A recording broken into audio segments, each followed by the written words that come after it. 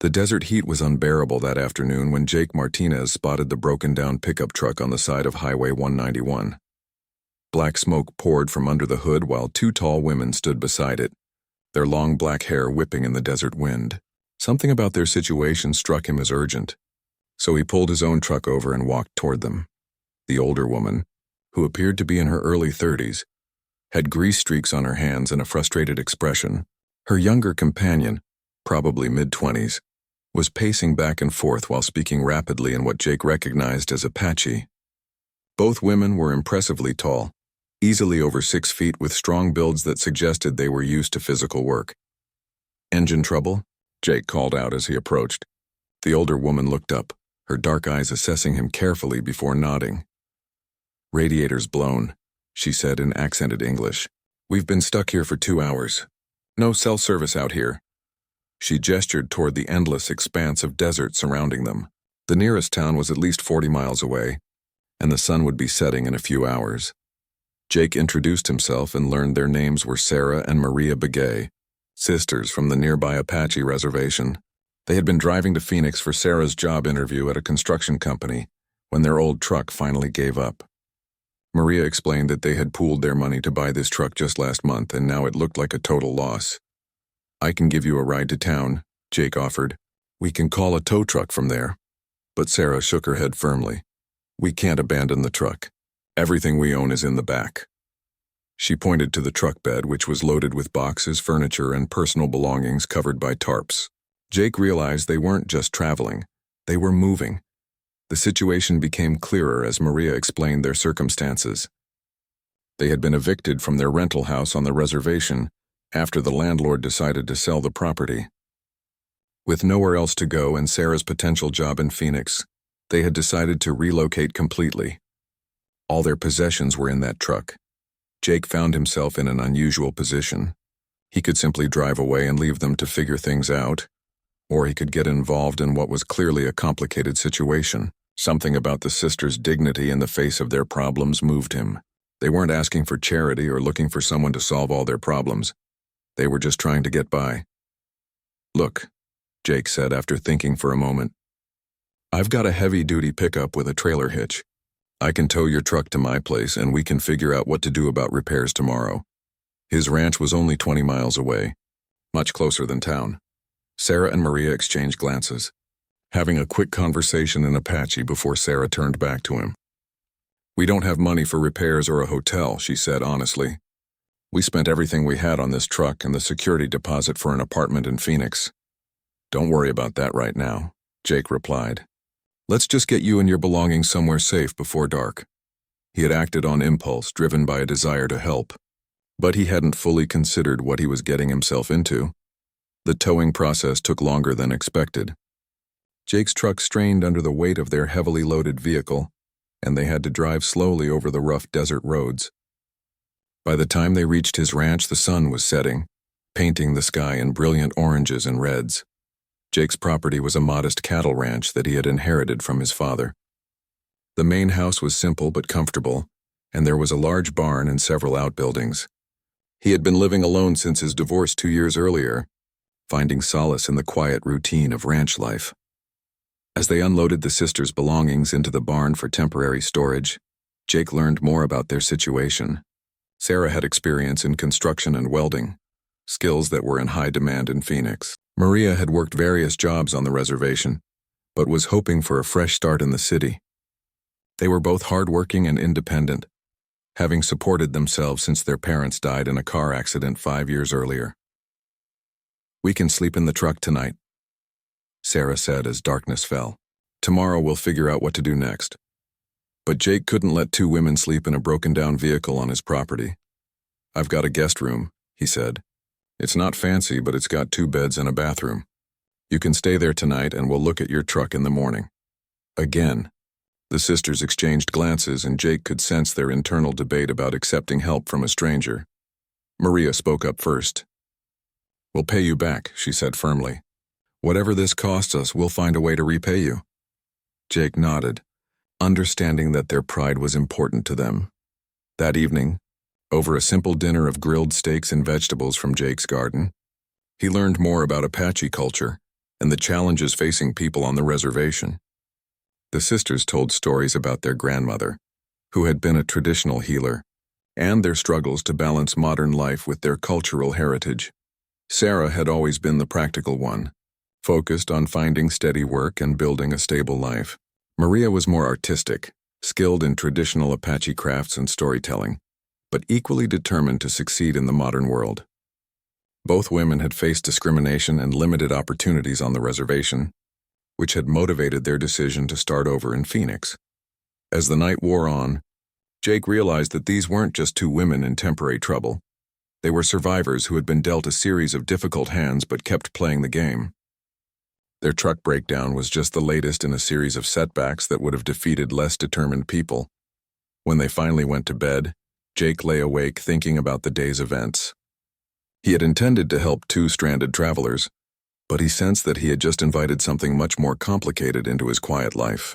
The sisters were clearly capable and intelligent, but they were also in a vulnerable position with few options. He had no way of knowing that this simple act of roadside assistance would completely change his life, or that Sarah and Maria Begay would become permanent fixtures on his ranch. All he knew was that tomorrow would bring new challenges, and somehow he had become responsible for helping two proud Apache women figure out their next move. The desert wind rattled the windows of the ranch house as Jake finally fell asleep, unaware that his days of peaceful solitude were numbered. Jake woke before dawn, as was his habit, and found Sarah already outside examining her truck in the pale morning light. She had her head under the hood, poking around the engine with the confidence of someone who understood machinery. Maria sat on the porch steps, braiding her hair while keeping an eye on her sister's progress. "How bad is it?" Jake asked as he approached with 2 cups of coffee. Sarah accepted the coffee gratefully and wiped her hands on an old rag. "Worse than I thought," she admitted. "The radiator's cracked beyond repair, and it looks like the water pump is shot too. Plus there's a leak in the transmission." She pointed to the dark stain spreading beneath the truck. "This thing isn't going anywhere soon." Jake whistled low. He had some experience with vehicle repairs from ranch work, and he could see that Sarah was right. The repair costs would likely exceed the truck's value. "What's your backup plan?" he asked. Maria joined them, having overheard the conversation. "We don't have one," she said bluntly. "Sarah's interview is tomorrow. If she misses it, they'll give the job to someone else." The weight of their situation hung heavy in the morning air. "I could drive you to Phoenix," Jake offered. "It's only a 3-hour trip." But Sarah shook her head. "Even if I get the job, how would we get our belongings there? And where would we stay until we get our first paycheck?" She gestured toward the barn where their possessions were stored. "We'd be starting over with nothing but the clothes on our backs." Jake found himself studying the two women as they discussed their options. In daylight, he could see more clearly the strength in their faces and the determination that had carried them this far.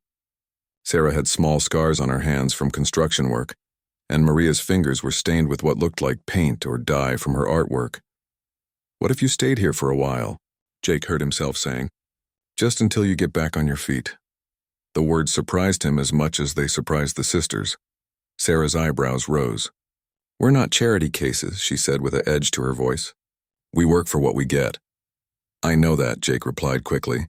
"I meant you could work here. I've been needing help with the ranch, and Maria, you mentioned you're good with your hands. There's always something that needs fixing or building around here." The sisters exchanged one of their long looks, and Jake could practically see them communicating without words. Finally, Maria spoke up. "What kind of work are we talking about?" Jake walked them around the property, pointing out various projects he had been putting off due to lack of time or help. The barn roof needed repairs, several sections of fencing were falling down, and the vegetable garden was being overrun by weeds. The ranch house itself could use fresh paint and some carpentry work. "Sarah, with your construction background, you could handle the structural stuff," Jake explained. "And Maria, maybe you could help with the house and garden, plus any artistic touches that might improve the place." He was making it up as he went, but the idea seemed to make sense. "How much would you pay us?" Sarah asked directly. Jake named a figure that was fair but not generous, enough to help them save money for their eventual move to Phoenix or wherever they decided to go next. "Plus room and board," he added. "You can stay in the guest room as long as you need to." He could see Maria warming to the idea, but Sarah remained skeptical. "Why would you do this?" Sarah asked. You don't know us. We could be criminals or drug addicts or anything. Her directness was refreshing, even if her suspicion stung a little. Jake considered the question seriously. Maybe because yesterday I watched two women refuse to abandon everything they owned, even when it would have been easier. Maybe because you're willing to work instead of just asking for handouts. Or maybe because this place gets pretty lonely, and it might be nice to have some company. The honesty of his answer seemed to satisfy Sarah. 1 month trial, she said, after another wordless consultation with Maria. If it works out for everyone, we can talk about extending it. If not, we part ways with no hard feelings. Deal, Jake said, offering his hand. Sarah's handshake was firm and businesslike, while Maria's was accompanied by a shy smile. But I still want to go to that interview in Phoenix, Sarah added. Even if this works out temporarily, I need to keep my options open. Jake agreed to drive her to the interview, and they spent the rest of the morning making plans. Maria began by tackling the overgrown garden, and Jake was impressed by her knowledge of plants and growing techniques. She explained that her grandmother had taught her traditional Apache agricultural methods, some of which were surprisingly effective in the desert climate. Within hours, she had the garden looking more organized than it had in months. Meanwhile, Sarah climbed onto the barn roof to assess the repair needs. She moved with confidence and skill, identifying problems that Jake had missed and suggesting solutions he wouldn't have thought of. I'll need to get some supplies in town, she called down. Shingles, tar paper, and some lumber for the damaged support beams. Over lunch, the three of them planned their first week of work. Jake would handle his regular ranch duties while supervising and assisting with the various projects. The sisters would divide their time between the major repairs and smaller maintenance tasks that had been accumulating for years. One thing, Sarah said as they finished eating, we're not your employees exactly, and we're not your guests exactly. We need to figure out what the boundaries are. It was a fair point that Jake hadn't considered. You're adults who can make your own decisions, Jake said. As long as the work gets done and we all treat each other with respect, I don't see any need for complicated rules. But even as he said it, he wondered if it would really be that simple. That afternoon, Jake drove Sarah into town to buy supplies and make arrangements for her interview trip. While they were gone, Maria continued working on the garden and also started sketching ideas for improving the ranch house's appearance. She had an artist's eye for color and design that could transform the plain, functional building into something more welcoming. When they returned, Jake was surprised to find that Maria had also started preparing dinner. I hope you don't mind, she said. I found some ingredients and thought I'd cook tonight. It's the least I can do. The smell coming from the kitchen was incredible, a mixture of traditional southwestern spices that Jake hadn't tasted in years. Over dinner, they talked about their backgrounds and discovered more common ground than expected. Jake had grown up on the ranch but had spent several years in the military before returning home. The sisters had been raised by their grandmother after their parents' death and had learned self-reliance early in life. Your grandmother sounds like an amazing woman, Jake said after hearing stories about the old woman's wisdom and strength. She would have liked you, Maria said quietly. She always said you could tell a person's character by how they treat strangers who need help. Sarah nodded agreement, and Jake felt a warmth that had nothing to do with the spicy food. As they prepared for bed, Jake reflected on how much had changed in just 24 hours. His quiet, predictable life had been turned upside down by two women who were already making his ranch feel more like a home than it had in years. He tried to ignore the small voice in his head warning him that getting attached to temporary house guests might be a mistake. That night, he lay awake listening to the sounds of other people in his house for the first time in months. He heard quiet conversations in Apache drifting from the guest room, and occasional laughter that made him smile in the darkness. Tomorrow would bring Sarah's interview and the first real test of their unusual arrangement. What Jake didn't realize was that Sarah and Maria were having their own late-night conversation about him, and they were beginning to think that this temporary solution might be more appealing than their original plan to restart their lives in Phoenix. The drive to Phoenix started before sunrise, with Sarah dressed in her best interview outfit and clutching a folder containing her work history and references. Jake had offered to wait during the interview, but Sarah insisted she could take a bus back to save him the trip. I've been taking care of myself for years, she reminded him. I can handle one interview. During the 3-hour drive, Jake learned more about Sarah's background in construction and welding. She had started working alongside male crews when she was barely 18, fighting for respect and equal pay in a field dominated by men. Her skills were undeniable, but opportunities on the reservation were limited, forcing her to travel increasingly far for work. "Why construction?" Jake asked as they passed through small desert towns. "It's got to be one of the toughest fields for women to break into." Sarah was quiet for a moment, watching the landscape roll by. "My father was a welder before he died," she said finally. "He taught me the basics when I was a kid, said it was important to have skills that people would always need. After he was gone, it was one way to feel connected to him." The interview was with Martinez Construction, a mid-sized company that specialized in commercial buildings and infrastructure projects. Sarah had heard they were more open to hiring women and minorities than some of their competitors, but she knew the competition would still be fierce. Jake dropped her off at the company's offices in an industrial area of Phoenix and watched her walk confidently through the front doors. There was something impressive about her bearing. She carried herself like someone who belonged wherever she happened to be, despite the challenges she had faced. On the drive back to the ranch, Jake found himself thinking about the changes the sisters had already brought to his life. The house felt more alive with their presence, and he was actually looking forward to coming home, instead of just enduring another solitary evening. But he also wondered what would happen if Sarah got the job, and they decided to move to Phoenix after all. Maria was waiting with updates when he arrived. She had made significant progress on the garden, and had also started painting the shutters on the ranch house. "I hope you don't mind the color choice," she said, showing him the soft turquoise paint she had found in the barn. "It's a traditional Apache color supposed to bring protection and good fortune." Jake was amazed at the improvement. The fresh paint made the house look cared for in a way it hadn't in years. "It looks great," he said honestly. "You've got a real eye for this stuff." That afternoon, Maria revealed another of her talents when she started preparing lunch using wild plants she had gathered from around the property. "My grandmother taught me which desert plants are edible," she explained as she cleaned and prepared various greens and herbs. Traditional Apache food is healthier than most of what people eat today. Jake watched her work with growing admiration. Maria had a quiet confidence that was different from Sarah's more direct approach, but equally impressive. She seemed to understand the natural world in ways that his modern education had never taught him, finding resources and solutions that weren't obvious to his untrained eye. "Tell me about your art," Jake said as they ate. He had noticed that Maria often carried a small sketchbook, and that her hands were frequently stained with various pigments. Maria's face lit up as she described her work creating traditional Apache crafts and contemporary art that incorporated tribal themes and techniques. She made jewelry, pottery, and textiles, but had also experimented with painting and sculpture. "The problem is finding places to sell it," she explained. "Tourist shops want cheap knockoffs, and art galleries don't always understand the cultural significance."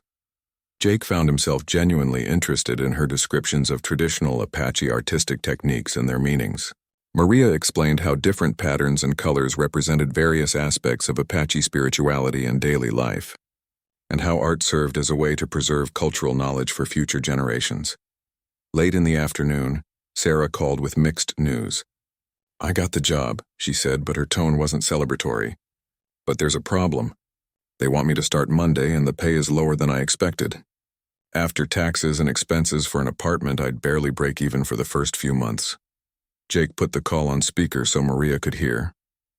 "What are you thinking?" he asked. "I'm thinking that maybe I was too focused on getting to Phoenix," Sarah said slowly. "This job would be a stepping stone, but not much more.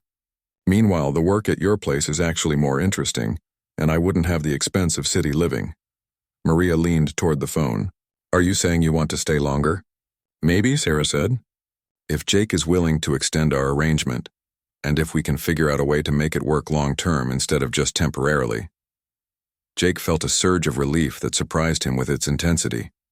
Somewhere in the past few days he had started hoping the sisters would decide to stay, but he hadn't wanted to influence their decision. "We can definitely talk about it," he said. "But are you sure? This is a big change from your original plan. Sometimes the best opportunities are the ones you don't plan for." Sarah replied, "I'll take the job for now to keep our options open." but I want to negotiate a 4-day work week so I can still help with ranch projects. Phoenix is only 3 hours away. I could commute. Over dinner that evening, they discussed the possibilities. Sarah's construction experience and Maria's artistic skills could help Jake develop his ranch into something more than just a cattle operation. They talked about the possibility of offering agricultural tours, selling Maria's artwork, or even developing the property as a retreat center that celebrated Apache culture and sustainable living. It's ambitious, Jake admitted, but this place has been stagnating since my father died. Maybe it's time to try something new. Maria had been quiet during much of the discussion, but finally spoke up. There's something you should know, she said. Sarah and I have been talking and we want to be completely honest about our situation. Jake felt a flutter of anxiety. What do you mean? We weren't just evicted from our house, Maria continued. There were some complications with our previous landlord. He was charging us extra fees that weren't legal, and when we complained to the Tribal Housing Authority, he retaliated by claiming we had damaged the property. Sarah took over the explanation. We could have fought it in court, but that takes time and money we didn't have. It was easier to just leave and start over somewhere else, but it means our references from the reservation might not be entirely positive if anyone calls. Jake considered this information. Are you telling me you're running from legal trouble? No, Sarah said firmly. We're running from a corrupt landlord who knew he could get away with cheating us because we didn't have resources to fight back. Everything we did was legal and documented.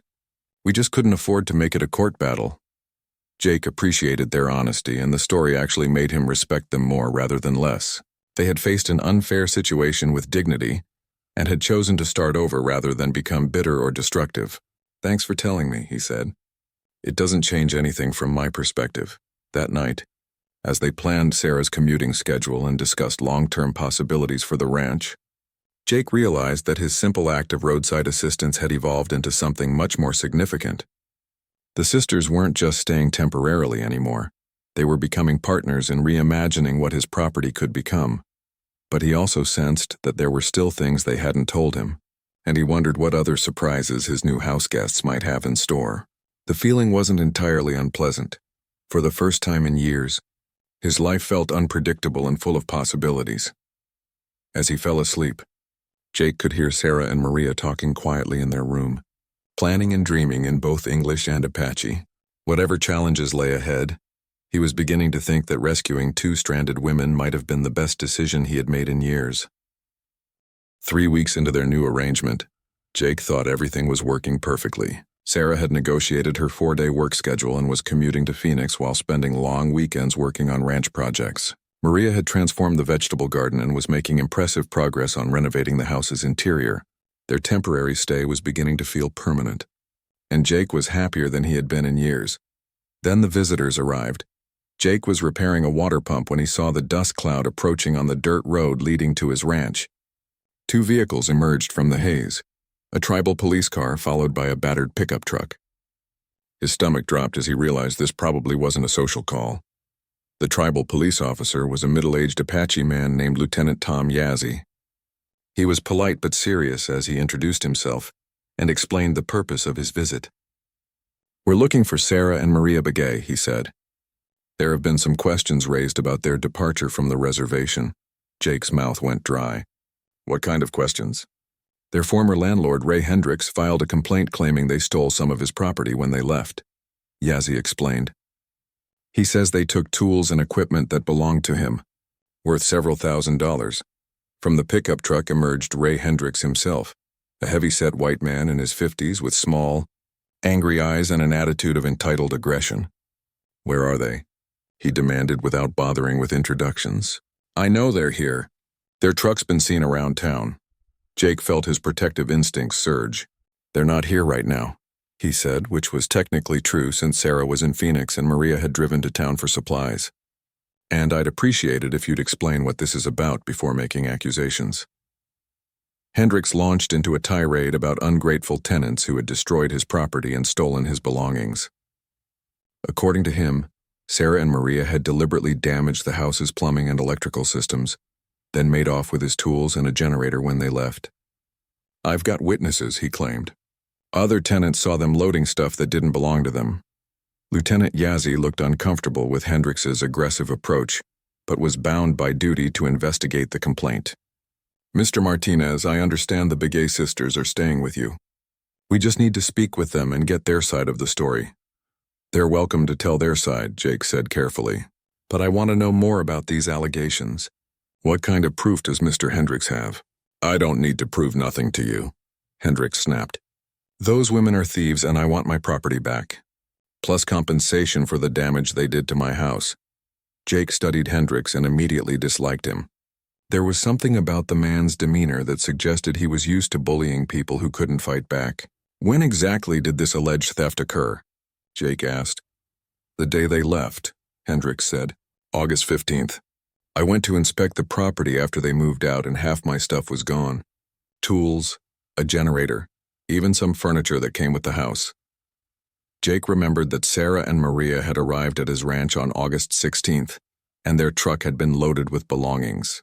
But he also remembered their insistence on not abandoning their possessions when the truck broke down. Would they have risked their fresh start by stealing from their landlord? Maria's truck appeared on the horizon, returning from her supply run to town. Jake watched her face change from curiosity to alarm as she recognized the tribal police car and saw Hendrix standing in her front yard. "There she is," Hendrix pointed accusingly as Maria parked and climbed out of her truck. "That's one of them. Maria Begay, you're under arrest for theft." "Hold on," Lieutenant Yazzie said firmly. "Mr. Hendrix, I'm conducting this investigation, not you." He turned to Maria, who had approached cautiously. "Ms. Begay, I need to ask you some questions about allegations that you and your sister took property belonging to Mr. Hendrix when you left your rental house." Maria's face was composed, but Jake could see the tension in her shoulders. "What property?" she asked calmly. Hendrix began listing items: a toolbox, a generator, various power tools, and some furniture. Maria listened without interrupting, then shook her head. "We didn't take anything that didn't belong to us," she said. "We had our own tools, and the furniture was ours too. We bought most of it secondhand when we first moved in." "Lies," Hendrix exploded. "That generator alone is worth $800. You think I'm going to let some Indian steal from me?" The racial slur hung in the air like a poisonous cloud. Lieutenant Yazzie's expression darkened, and Jake stepped forward aggressively. "That's enough," Jake said. "You need to watch your language on my property." "This is reservation business," Hendrix shot back. "It's got nothing to do with you, cowboy." Maria held up a hand before Jake could respond. "Lieutenant Yazzie, I can show you receipts for everything we own," she said with dignity. "We keep good records of our purchases. As for the house damage Mr. Hendrix is claiming, he should check his own maintenance records. That place had problems long before we moved in." "Where's your sister?" Yazzie asked. "I need to speak with both of you." "She's at work in Phoenix," Maria replied. "She has a job with Martinez Construction. She can be here tomorrow if necessary." Jake watched the interaction with growing understanding. This wasn't really about stolen property. It was about a vindictive landlord who had been challenged by tenants who knew their rights.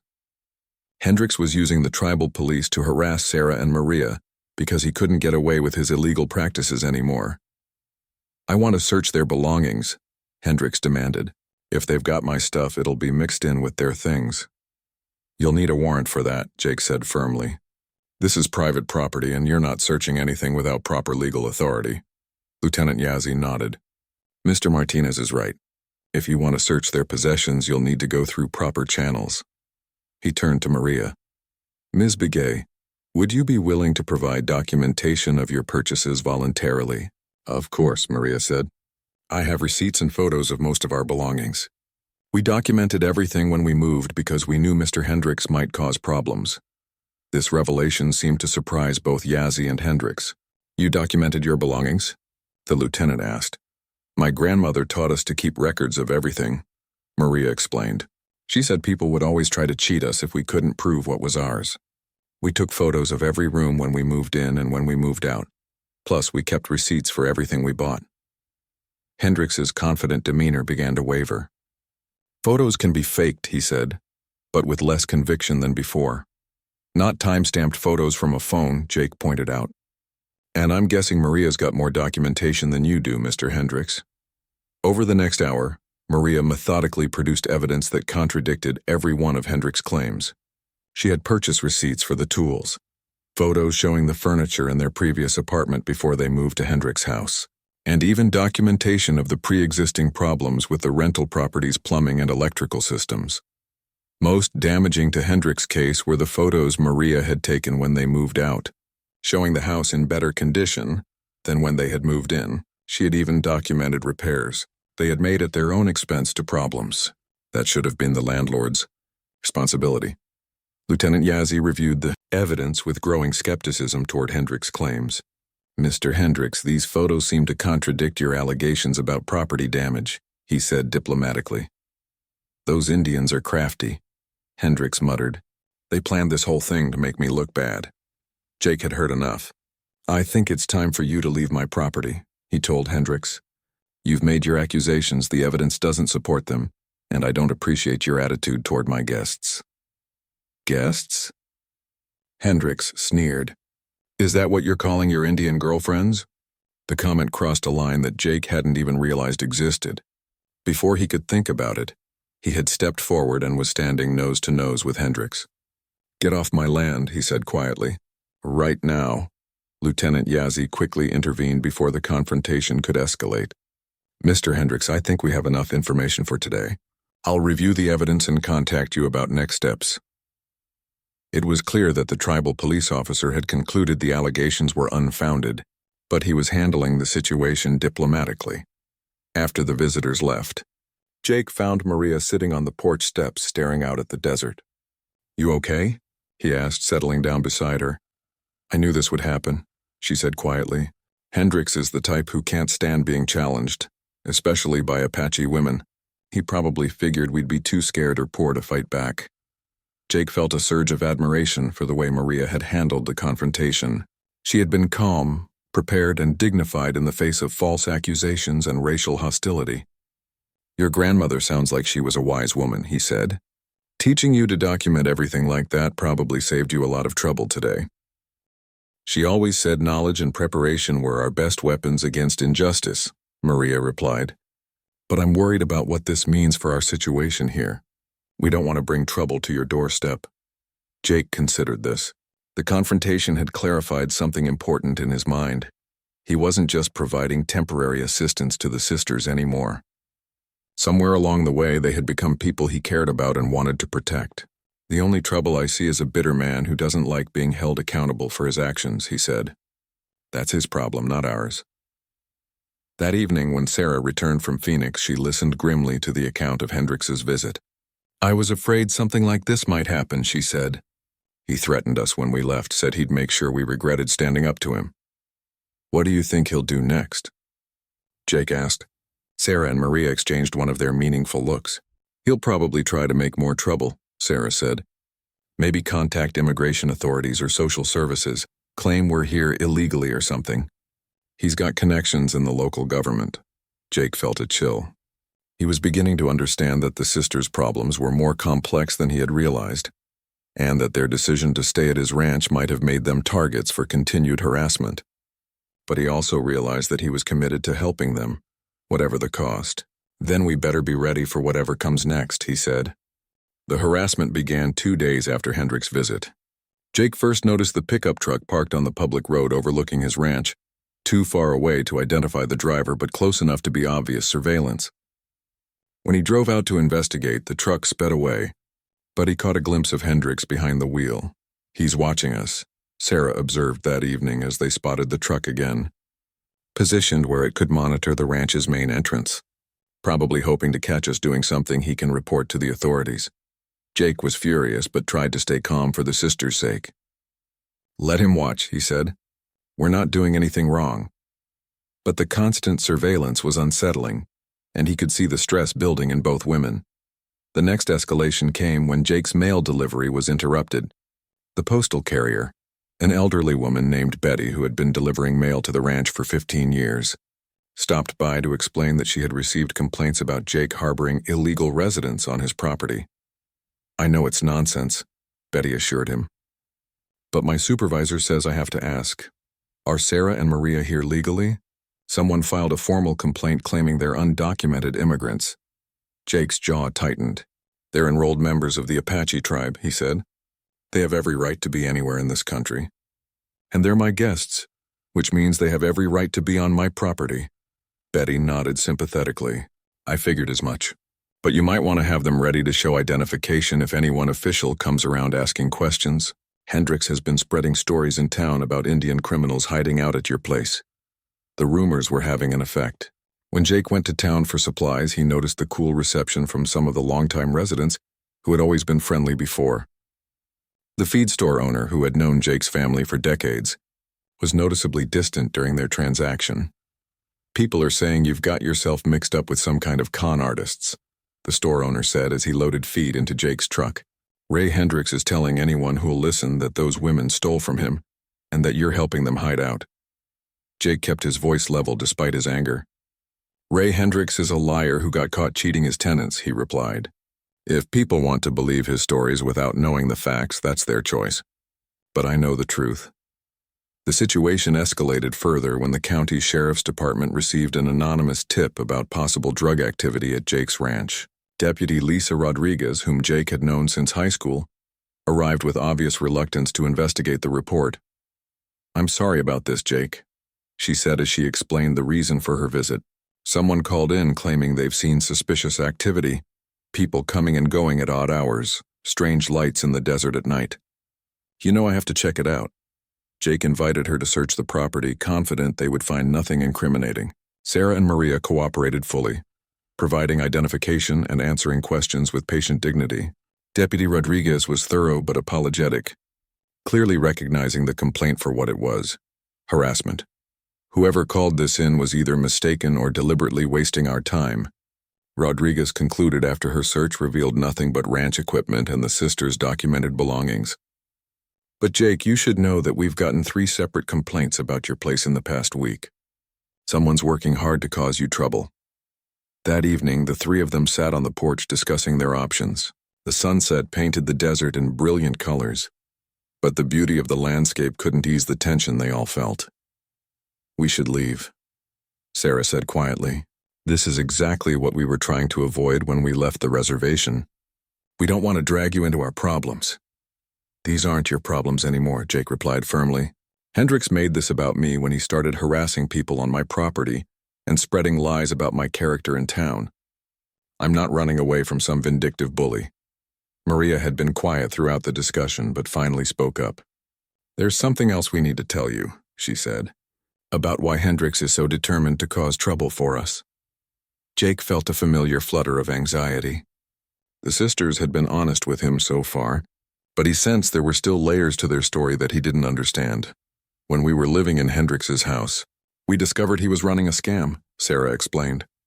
He was charging Apache families higher rents than white tenants, claiming it was because they were higher-risk renters.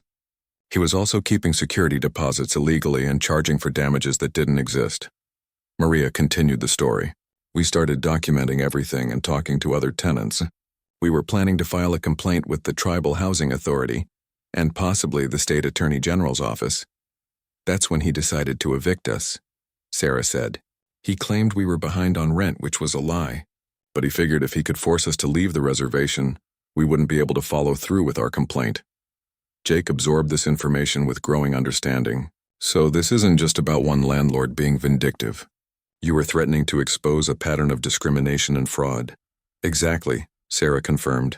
And if our complaint had gone forward, it might have triggered investigations into other similar operations. Hendricks probably has friends who are running the same kind of scams. How much money are we talking about? Jake asked. Maria consulted a notebook she always carried. Based on what we documented, probably tens of thousands of dollars stolen from Apache families over the past few years. Maybe more if other landlords are doing the same thing. Jake whistled low. No wonder he's desperate to discredit you. If that information becomes public, he could face serious legal consequences. Which is why he'll keep escalating until he forces us to leave the area, Sarah said. He can't afford to let us stay here and continue gathering evidence against him. Jake stood up and paced to the edge of the porch, thinking. The situation was more serious than he had realized, but it also clarified what needed to be done. What would it take to file that complaint? He asked. The sisters exchanged surprised glances. We'd need more documentation, Sarah said slowly. Testimony from other victims, financial records if we could get them, evidence of the discriminatory rental practices. And we'd need to be able to stay in the area long enough to see it through, Maria added. Legal processes take time, and Hendricks will do everything he can to intimidate witnesses. Jake turned back to face them. Then that's what we'll do, he said. We'll gather the evidence, file the complaints, and see this through to the end. I'm not letting that man run you off my property or continue cheating people just because he thinks he can get away with it. Jake, you don't understand what you're getting into, Sarah protested. This could take months or even years. And Hendricks has connections in local government. He might be able to cause real problems for your ranch operation. Let him try, Jake said with more confidence than he felt. I've got connections too, and I've got something he doesn't have. The truth on my side. Over the next few days, they began developing a strategy. Sarah would use her contacts from the reservation to identify other families who had been victimized by Hendricks. Maria would continue documenting everything and organizing the evidence they had already gathered. Jake would use his standing in the community to counter the rumors and find allies who were willing to support their cause. The first breakthrough came when Sarah contacted Elena Vasquez, a social worker who had helped several Apache families with housing issues. Elena confirmed that she had suspected discriminatory practices by several landlords in the area, but had lacked concrete evidence to pursue complaints. If you can document what you're alleging, Elena told Sarah during a phone conversation, I can connect you with legal aid attorneys who specialize in housing discrimination cases. This could be bigger than just one bad landlord. Meanwhile, Jake reached out to longtime friends and neighbors, explaining the real situation and asking for their support. Many of them were shocked to learn about Hendricks' allegations and were willing to speak up on Jake's behalf when the rumors continued to spread. The turning point came when Deputy Rodriguez stopped by the ranch again, this time on her own initiative. Jake, I wanted to give you a heads up, she said. We've been getting complaints about you, but we've also been getting complaints about Hendricks. Apparently he's been harassing other people too, and some folks are getting tired of his behavior. What kind of complaints? Jake asked. Trespassing, harassment, making false reports to waste police time, Rodriguez listed. Nothing criminal yet, but it's establishing a pattern. If he keeps this up, he's going to find himself in legal trouble. That evening, as they planned their next steps, Jake realized that the conflict with Hendricks had transformed his relationship with Sarah and Maria from temporary hosts and guests to true partners. They were no longer just staying at his ranch. They were building something together, fighting for something that mattered. Whatever happens, he told them as they prepared for bed, we're in this together now. Hendricks picked the wrong people to mess with.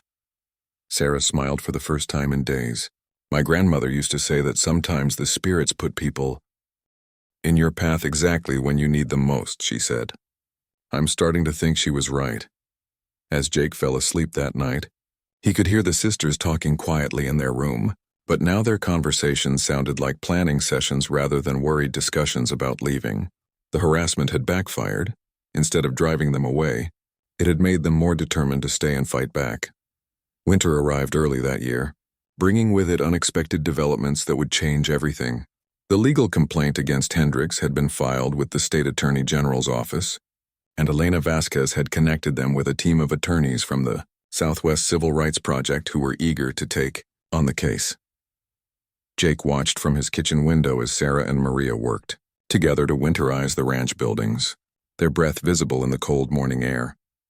What had started as temporary help had evolved into something he hadn't expected. A true partnership that was transforming not just his property, but his entire way of life. The barn roof repair had led to a complete renovation of the building's interior. Maria's artistic vision, combined with Sarah's construction skills, had turned the dusty old structure into a beautiful workshop space where Maria could create and display her artwork. They had installed proper lighting, built storage areas, and even created a small gallery area where Maria's pieces could be shown to visitors. We've been thinking, Sarah said over breakfast one morning. What if we formalized this arrangement? Jake looked up from his coffee, unsure what she meant. Formalized how? Maria pulled out a folder filled with sketches and notes. We want to propose a business partnership, she explained. The ranch could become something unique, a place that combines sustainable agriculture, traditional Apache culture, and arts education. Over the next hour, they outlined their vision.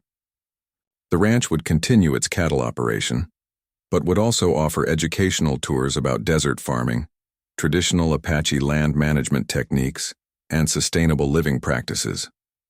Maria's workshop could host classes in traditional crafts and contemporary Native American art. Sarah's construction skills could be used to build authentic traditional structures that would serve as both educational tools and guest accommodations. We're talking about agritourism, with a cultural component, Sarah explained.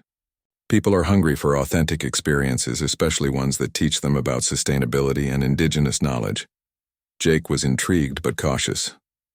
It sounds ambitious, he said. What about the legal situation with Hendricks? And would this be financially viable? The legal case is actually going better than expected, Sarah replied. The attorneys found evidence of similar discrimination schemes across 3 counties. Hendricks is just one piece of a much larger puzzle, and the investigation has expanded beyond anything we originally imagined, Maria added. As for finances, we've done some research. Cultural tourism is a growing market, especially in the Southwest, and we already have the basic infrastructure, land, buildings, and unique knowledge to share. Jake spent the day thinking about their proposal while working on routine ranch maintenance. The idea excited him, but it also represented a fundamental change from the quiet, solitary life he had been living. Was he ready to open his property to strangers and turn his family ranch into a business venture? That evening, Sarah returned from Phoenix with news that helped clarify his decision. Martinez Construction offered me a promotion, she announced. They want me to oversee their new branch office here in the county. It would mean better pay and no more commuting, but it would also mean giving up our plans for the ranch partnership. What did you tell them? Jake asked. I asked for time to think about it, Sarah said.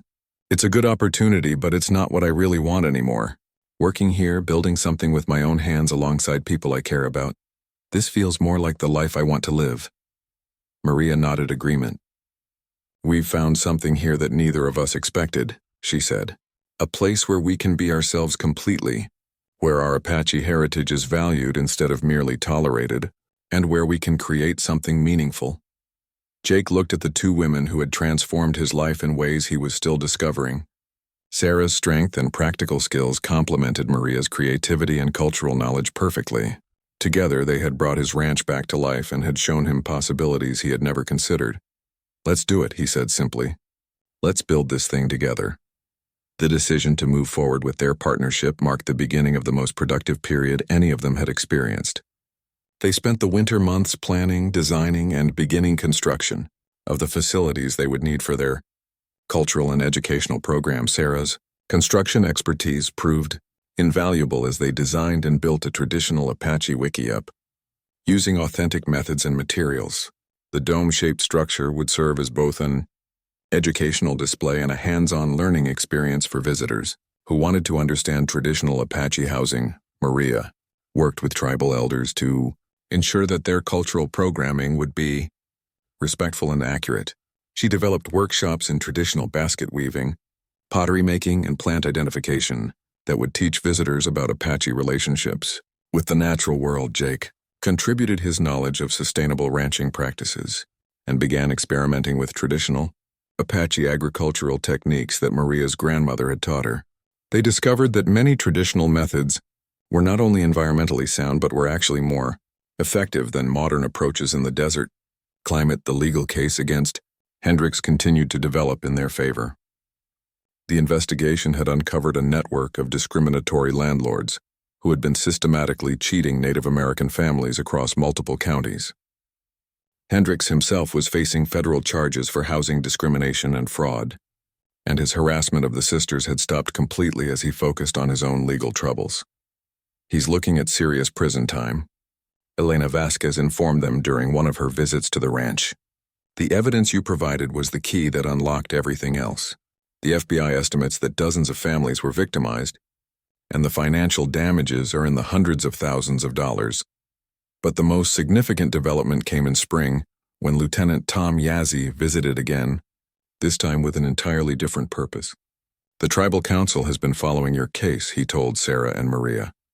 They're impressed with what you've accomplished here and with how you've handled the legal situation. What does that mean? Sarah asked. It means they want to formally support your cultural education program, Yazzie explained. The tribe is willing to provide funding and official endorsement for what you're doing here. It would be the first off-reservation cultural center to receive tribal backing. Jake felt a surge of pride and excitement. Official tribal support would give their venture credibility and resources they had never dreamed of having.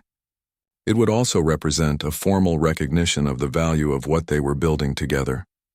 Over the following weeks, they worked with tribal representatives to develop a formal agreement. The ranch would become an officially recognized Apache cultural and educational center, with Sarah and Maria serving as directors and Jake as the managing partner. The tribe would provide funding for educational materials, marketing support, and connections with other cultural institutions. This is bigger than anything we imagined when we started, Maria said as they reviewed the partnership agreements. We're not just running a ranch business anymore. We're helping to preserve and share Apache culture with the wider world. Jake nodded, still amazed at how much his life had changed since that day he had stopped to help two stranded women on the highway. Your grandmother would be proud, he told Maria. You're using her knowledge to build bridges between cultures. She would be proud of all of us, Maria replied. Including you, Jake. You didn't just give us a place to stay, you gave us a place to grow and become who we were meant to be.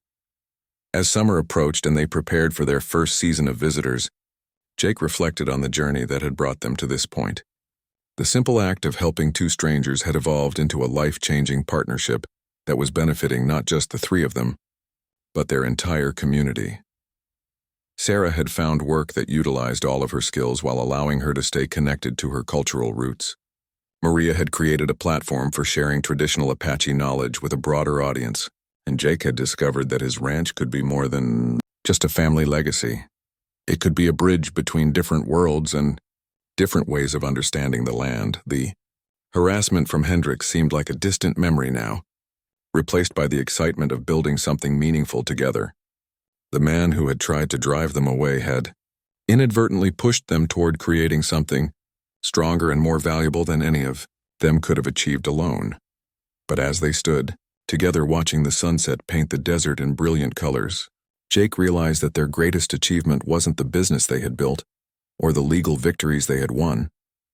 It was the family they had created, not through blood or marriage, but through mutual respect, shared values, and the kind of deep friendship that comes from facing challenges together and emerging stronger on the other side. 1 year after that chance encounter on the desert highway, Jake stood on his porch watching the morning. Preparations for another day of visitors to the Apache Cultural Ranch. The transformation was so complete that sometimes he had to remind himself this was the same property where he had once lived in solitary quiet.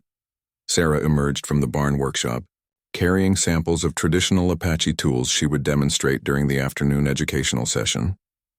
Her confidence and expertise as a teacher had surprised everyone, including herself. Visitors consistently rated her presentations as the highlight of their experience, drawn to her combination of technical knowledge and cultural authenticity. We've got 32 people registered for today's programs, she announced as she joined Jake on the porch, including a group of students from the University of Arizona Anthropology Department. Maria appeared from the garden where she had been gathering herbs for her traditional cooking demonstration. Her artwork now commanded serious prices in galleries throughout the Southwest, but she seemed happiest when teaching children how to weave baskets or identify edible desert plants. The university group called and asked if they could extend their visit, she said. They want to stay for the evening storytelling session, too. Jake smiled, remembering when the biggest decision of his day had been which pasture to move the cattle to. Now their calendar was booked months in advance, and they regularly hosted everyone from school groups to international researchers interested in sustainable agriculture and indigenous land management practices. The success had exceeded their wildest expectations. The ranch was not only financially sustainable, but was generating enough income to support ongoing improvements and expansion. More importantly, it had become a model for other cultural preservation efforts, inspiring similar projects on reservations across the Southwest. The documentary crew from National Geographic wants to schedule their filming for next month, Sarah continued, consulting her ever-present clipboard. They're particularly interested in the traditional farming techniques we've revived. Jake still marveled at how naturally Sarah had taken to the administrative side of their operation. Her construction background had given her excellent project management skills, and her pride in Apache culture motivated her to ensure every detail of their programs was authentic and respectful. The legal victory over Hendricks had become a landmark case in housing discrimination law. The man himself was serving a federal prison sentence, and the financial settlements for his victims had totaled over $800,000. More importantly, the case had led to stronger enforcement of fair housing laws and had inspired other communities to investigate similar discrimination schemes. "Lieutenant Yazzie called this morning," Maria said. "The Tribal Council wants to discuss expanding our program to include a summer internship for Apache youth. They're talking about bringing high school students here to learn both traditional skills and modern business practices." The idea excited Jake immensely. The ranch had become a place where different generations could connect, where traditional knowledge could be preserved and passed on, and where young Apache people could see practical examples of how their heritage could be integrated with contemporary success. "What do you think?" Sarah asked. "Are we ready to take on teenage interns?" Jake laughed. "A year ago I was living alone with my cattle. Now we're talking about hosting National Geographic and teaching the next generation of Apache leaders. I think we can handle a few teenagers." But their greatest achievement wasn't measured in visitor numbers or media coverage. It was visible in the way the three of them had created a life together that honored all of their backgrounds while building something entirely new. Jake had discovered that sharing his land and his life had enriched both beyond anything he could have imagined.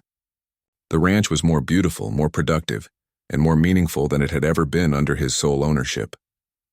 He had gained not just business partners, but a family that had chosen him as much as he had chosen them.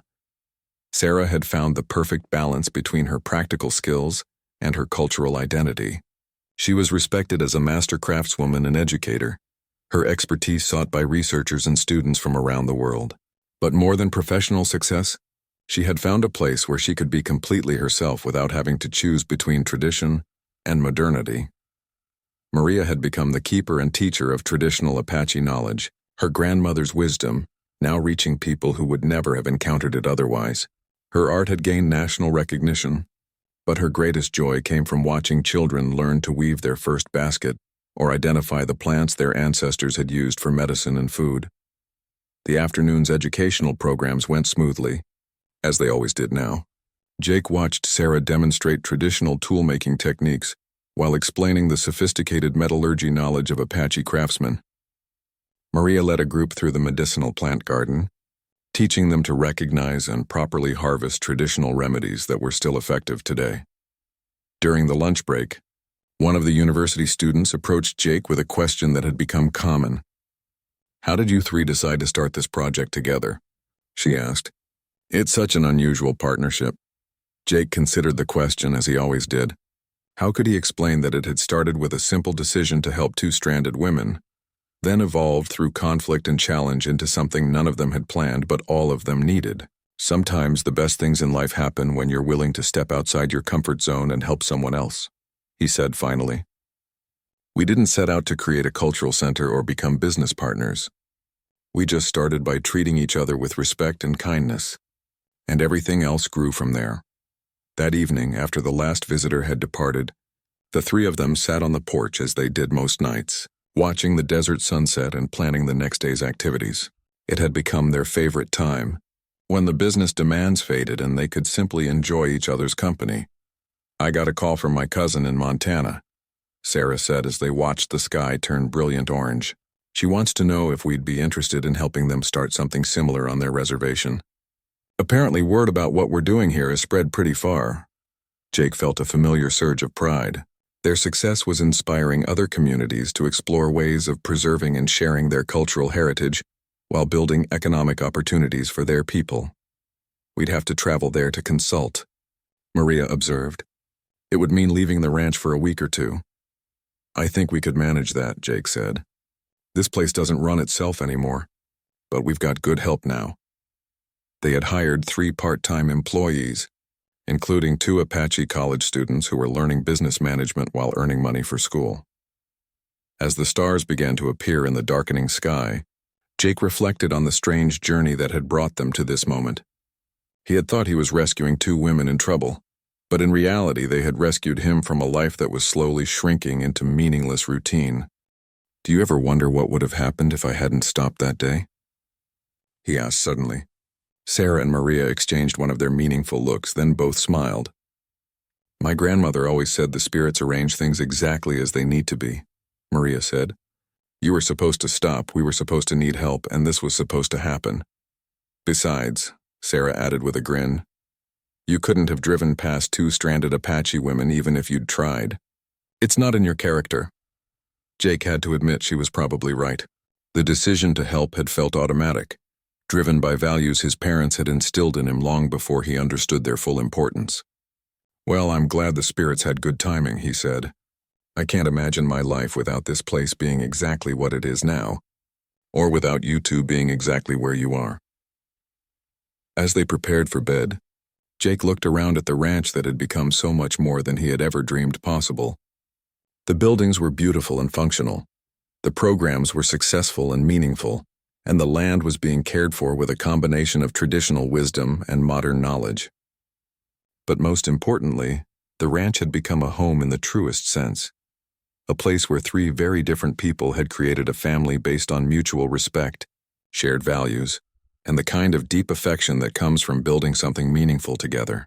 The two Apache sisters who had arrived as refugees from an unjust situation had become the architects of a new kind of life that honored the past while embracing the future. They had refused to go not because they were taking advantage of Jake's kindness, but because they had found something rare and precious, a place where they could be completely themselves while contributing to something larger than any of them could achieve alone. As Jake turned off the lights and headed to his bedroom, he could hear Sarah and Maria talking quietly in their room, planning and dreaming as they had every night for the past year. The sound had become as comforting and familiar as the desert wind, a reminder that he was no longer alone in the world, and that sometimes the most important journeys begin with the simple decision to stop and help a stranger. The ranch was quiet now, resting before another day of sharing Apache culture and sustainable living practices with visitors from around the world. Tomorrow would bring new challenges and opportunities, but Jake faced them with confidence, knowing that whatever came next, they would handle it together, as they had learned to handle everything, with respect, determination, and the unshakable bond of a family that had chosen itself.